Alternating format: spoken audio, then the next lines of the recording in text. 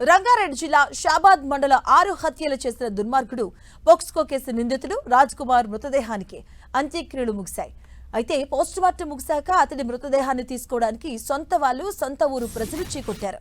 రాజ్ కుమార్ కి తమకు ఎలాంటి సంబంధం లేదని రాజ్ కుమార్ కుటుంబ సభ్యులు పోలీసులకు రాతపూర్వకంగా రాసిచ్చి వెళ్లిపోయారు. గ్రామంలోని రాజ్ కుమార్ మృతదేహం రానివ్వమని గ్రామ పెద్దలు కూడా పోలీసులకు తేల్చి చెప్పారు. దీంతో రాజ్ కుమార్ డెడ్ బాడీ అనాథగా మిగిలింది. ఇక చేసేదేమీ లేక పోలీసులే చేవల శ్మశాన వాటికలో రాజ్ కుమార్ అంత్యక్రియలు నిర్వహించారు. రంగారెడ్డి జిల్లా షాబాద్ మండల పరిధిలోని దైవాలగూడ గ్రామంలో జరిగిన 6గురి మర్డర్ కేసులో మరో ఆసక్తికర విషయం వెలుగులోకి వచ్చింది. హత్యలకు ముందు నిందితుడు రాజ్ కుమార్ తన సెల్ ఫోన్లో సెల్ఫీ వీడియోను రికార్డ్ చేయడంతో పాటుగా ఏకంగా బాండ్ పేపర్లపై 4 పేజీల సూసైడ్ నోట్ కూడా రాశాడు. అందులో తన చావుకు 4 కారణమని వెల్లడించారు. ఈ మేరకు ఆ సూసైడ్ నోటును పోలీసులు స్వాధీనం చేసుకున్నారు. ఈ నెల 10వ తేదీన రాసిన ఈ లేఖలో ప్రేమ వ్యవహారం పేరుతో బ్లాక్మెయిల్ కు గురయ్యానని రాజ్ కుమార్ ఆరోపించాడు. డబ్బుల కోసం నిరంతరం వేధింపులకు గురిచేశారని పేర్కొన్నాడు.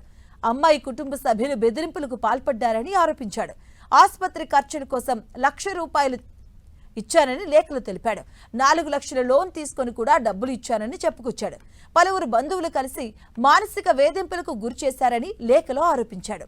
పెళ్లి చేసుకోకపోతే కేసులు పెడతామని బెదిరించారని రాసుకొచ్చాడు.